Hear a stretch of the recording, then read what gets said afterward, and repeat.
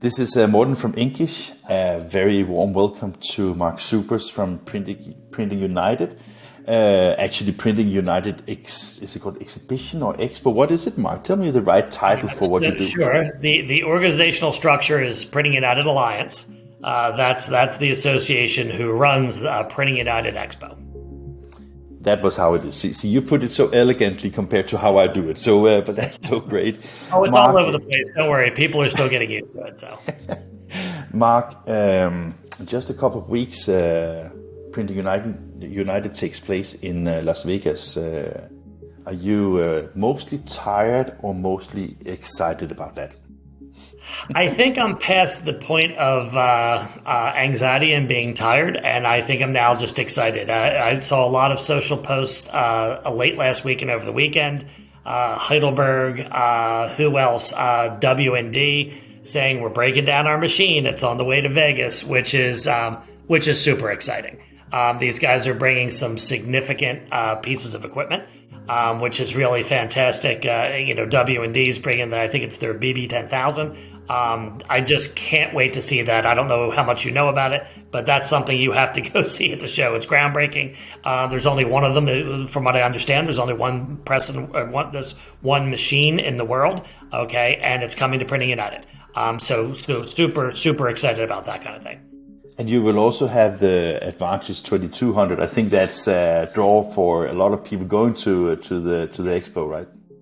Yeah, that was an embargoed, best kept secret for a while, right? You knew it, right? Well, we did for a while. It was sort of the worst best kept secret going. We were certainly aware of that, and I'm now in hindsight on why HP probably made such a significant investment into the show is because of I'm sure you've seen the flurry of new presses they've released for packaging. On the inkjet side, I just talked, and I wasn't even aware of this. I talked to Tom Wittenberg late last week, who leads out on the latex wide format side, and they're actually doing a global product release and live streaming it, and they've built their own website specifically just for this release. I wasn't even aware, and I said to our ops team, I'm like, did Tom get lots of bandwidth? Okay, on internet bandwidth, because he better if he's live streaming. So don't depend on the Wi-Fi. But Mark, you know what? You know, one thing that is a little bit. It must be really disappointing for you because I thought you knew about everything taking place in the industry, and then they are doing something that you didn't know. Yeah. No, we would think, obviously the editors get more information than I do, but we keep it pretty tight. Obviously we work across the spectrum with not only our exhibitors, but there are our clients and our partners. Our team went to Corvallis for the 2200 launch, right? So we cover it from an editorial perspective, which obviously leaks quite nicely into understanding what should come, right, to things like the Expo. So really across the board, we do work with them. So I like to think I'm in the know, but sometimes I'm not, that was a pleasant surprise that wide format team from HP had a new product releases too. I was not aware. Another thing that you definitely know at this time is how many exhibitors that will be at the Printing United. Can you tell us? Sure. We're gonna be just about what we had in 2019. So now it's interesting. We've had about the same, but we've got about 30 or 40,000 more net square feet. So folks are doing a little bit more than they had in 2019 in terms of square footage and sort of the solutions they're bringing. But yeah, we're going to end up there was actually interestingly a bit of a flurry in the last couple weeks, and I guess the interesting point is too. Obviously, we really don't have much in terms of anyone coming from China. Okay, because they can't travel, and so but that usually is about 35 or 40 exhibitors and takes up about 35 or 40,000 square feet. So we'd be having up to some really quite significant numbers. So the growth has really been organically, through the non-Asian sort of exhibitors, which has been great. Another thing that we spoke about before we turned on the recording is that one of the things that you can't know 100% certain is the number of attendees, but it sounds like you have a very optimistic, positive, optimistic view on the number of attendees. And you mentioned that it was based on something that is almost like a hard fact, because the number of hotel rooms that are already occupied is a very good measure, isn't it? Yeah, it's pretty significant, Morten, and thanks for asking, because it's we've got quite a few platforms and we track this stuff pretty closely. And I would lie if I said I wasn't obsessively checking 5-10 times a day to see where we are. So our trend line suggests that we're going to hit or exceed what we did in 2019, which was 30,000 registrants. The interesting thing, like you just mentioned, was we're actually 25% over our hotel rooms. And I'll tell you why that's actually an even more significant number. At Dallas, we had every hotel. There aren't that many hotels in Dallas, right? Compared to Vegas, right? We had we had a room block in every hotel. In Vegas, we probably have a third of the hotels. So there could be quite a few people outside of our block, and we're still 25% above, right? So I think that people, I think we're going to get quite a few people match or exceed 2019, and I think people are staying longer.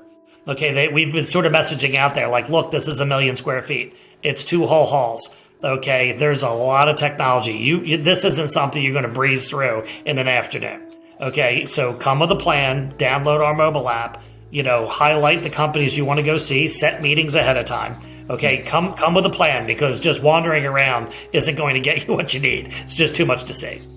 And another thing that I really like about, because, I think that sometimes you have hated me for being critical about not just the Printing United, but all exhibitions. And as I say often to friends, I think that have been misinterpreted a little bit on my bad English, because basically I've always said that you should do something to make it attract you going. And I'm not taking that on my shoulders, but you have done a lot of things to make it attractive. You're bringing more equipment to the floors. You have I think you call it the PUX platform, where you have like other co-events that is in the days before the event.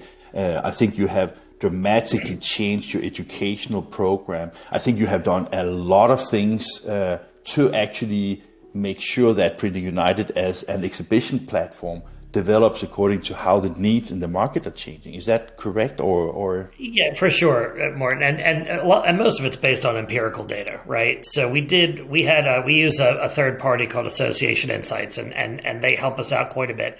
They're experts in research around expositions, right? And so they work very closely with Shepherd and who we use and as our contractor, but they've been wonderful. So basically in 2019.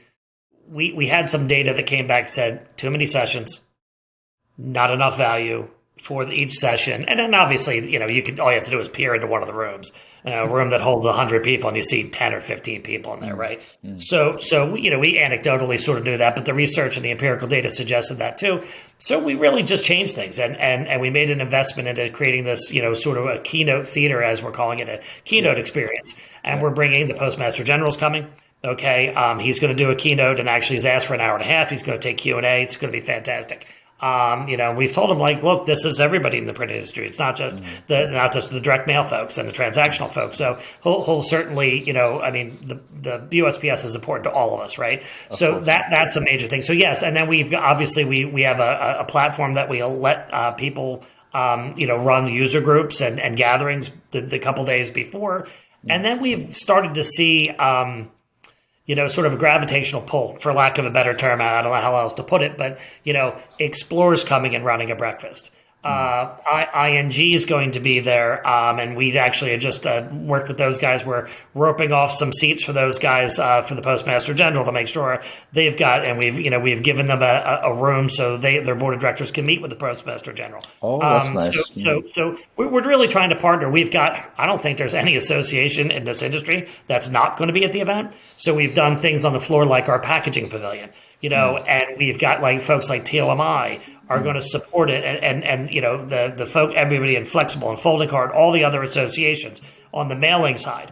Okay, you're going to see, and we've always been trying to be, we talked about this before we started recording here, but we really try to be inclusive, and we're really trying to drive the industry forward, right? And so in doing so, we're really availing this platform for everyone. It's the industry's platform, not just our expo, right? And that is interesting because I also think that maybe it's because I forgot how it was in Dallas, but I think that some of the education part has actually also been brought to the show floor, right? So it's not like something that takes place elsewhere, right? It's really inclusive in bringing the educational part into the event itself. So even if you just pass by and forgot about it, you will still have an opportunity to join, basically.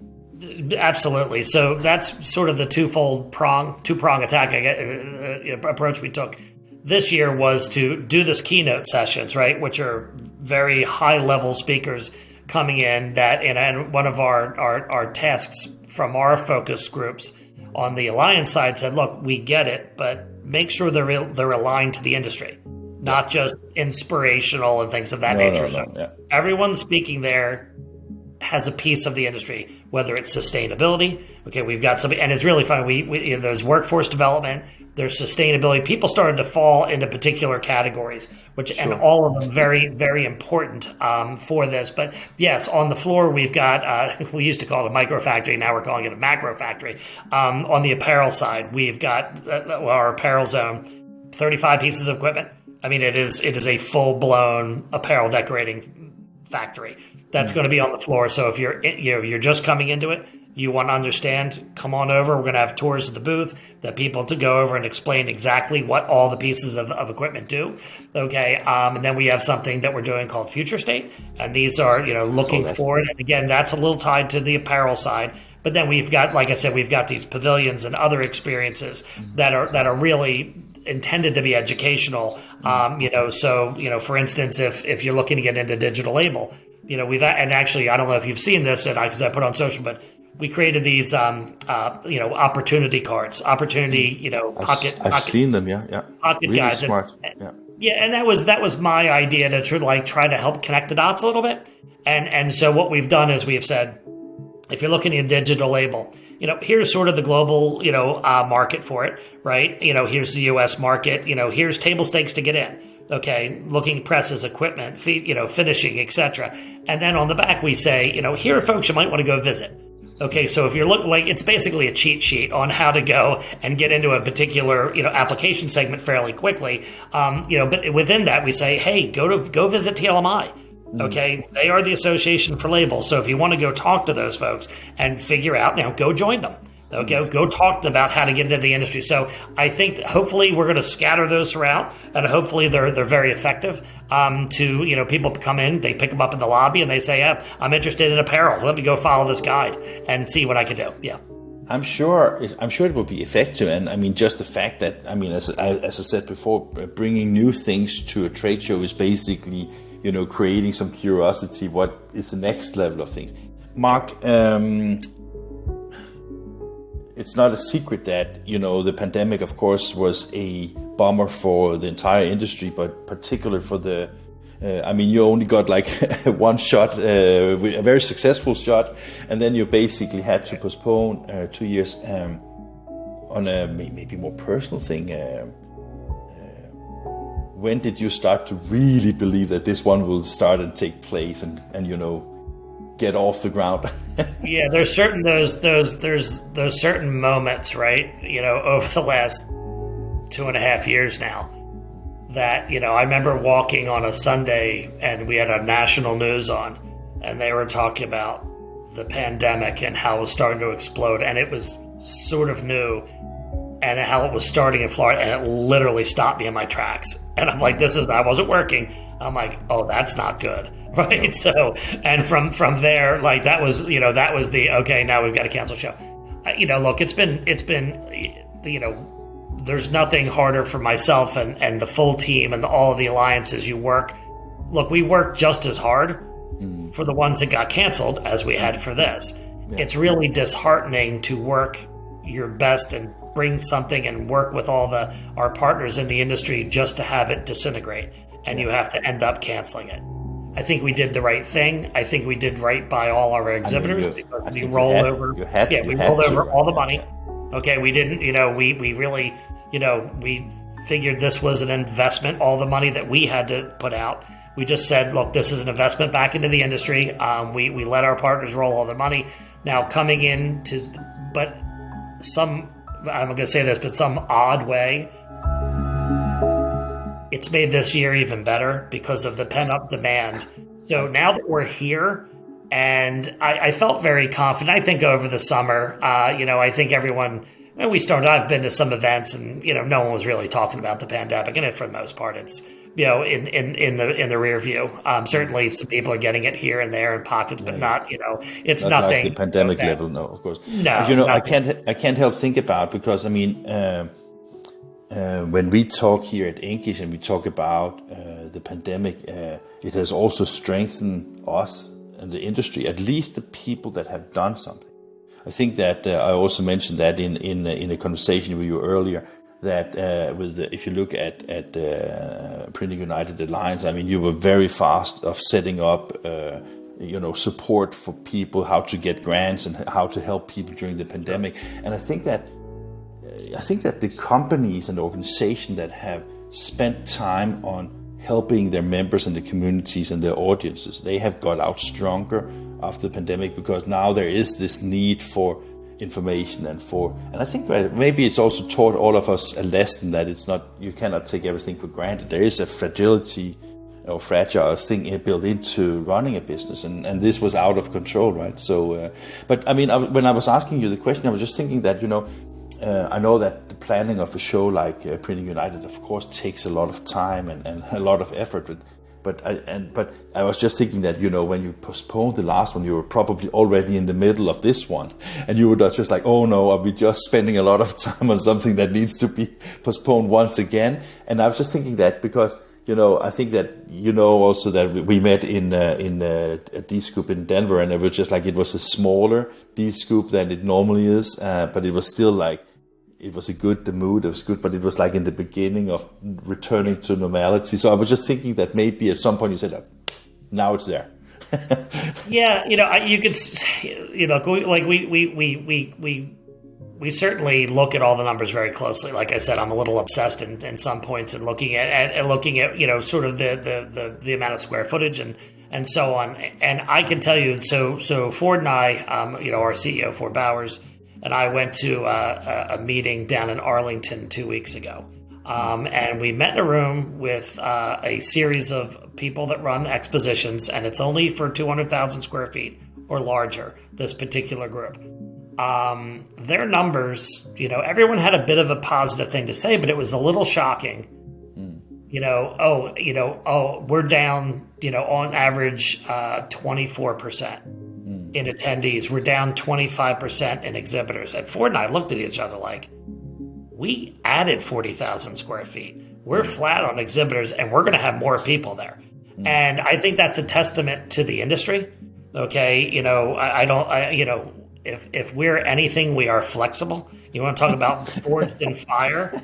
Okay. How much the printing industry has been I think about the tech. I always think back to the technological changes over the last 20 or 30 years. It's just, it's absolutely astounding. And the industry is strong, and forged in fire through the last 2 years, and we've come out on the other side, and I think it's a really positive thing. So I give credit fully to the industry for giving us the level of success. It's not us. I mean, we're just giving the platform, and we're the stewards, right? But at the end of the day, it's folks like HP and Heidelberg and RMGT and everyone that's investing into the show. This is their show, and I think there's going to be a great level of success based on their investment. Will you say that, based on what you just said and about also the importance of having attendees coming, because I think that when I interviewed Marco Boer just some weeks ago, I think that he said that you were also taking new measures like phoners calling previous attendees, just to make sure that everybody got like information that, just remember, this time we are here, so remember to book your flight ticket. Yeah, so when we look at, first of all, we have a fairly robust marketing budget, right? So that starts there, and then don't forget, we've got brands that cover every segment of the industry. So from an editorial perspective, and sorry to interrupt you, but you're a member-driven organization, right? Yeah. Yep. So the Alliance side is definitely member-driven, and we've got a very robust group that we communicate with on a daily basis. from the media side. So I'm not going to say it's easy, but we invest a lot of money in audience development. We invest a lot of money in editorial. Okay, we are able to communicate with these people on a daily basis. So we've got these communities now. Yes, we've done. If you look at our marketing plan, I don't think there's a stone we've left unturned. We've actually questioned ourselves as a group. Like, is there anything we're not doing? Like, from social. Okay, through editorial, through just direct mail. We've done 3 direct mail pieces. That we've done a very robust telemarketing plan. There's just nothing. There's no stone we've left unturned. And I would say that what you have done is basically the measures that we are, as an industry, talk to our customers what they should do, right? I mean, so you use the omni-channel, you use print, you use digital, you use that kind of thing. So basically, this is a showcase to the industry that using the technologies and the knowledge that we gain from having these diverse means of communication is actually what brings everything together. So that's a fantastic evidence. And I also don't want to leave out our partners too, right? So, you work closely with Amanda Kliegel, who's absolutely done a fantastic job of gathering together our media and association partners. I don't even know how many we're up to now, 35 or 40 that are working very closely with us. We just added on the government publishing office, the GPO. So the head of the GPO is going to get a booth. They're coming to the event. Very exciting. They also work with 10,000 printers. Okay, and they're going to reach out to all of their printers and invite them to the show. So it's this length with the type of agreements that we've put together with all of these associations and media that our reach is just absolutely global. Okay, and very robust and very strong. I'm very happy to be part of it. We have a jam-packed program, and I look very much forward to get to Vegas.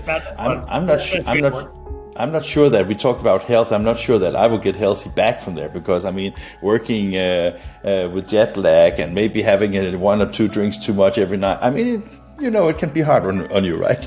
It's going to be, I feel like the next 2 weeks I've got to go hit the gym and, get myself some healthy smoothies or something. Cause the week there it's going to be a long week. But it's going to be the satisfaction level coming out of that week is going to be fantastic. I do think that this is, I think a lot of folks are referring to this as sort of a springboard, forward for the industry. And this is where we take off.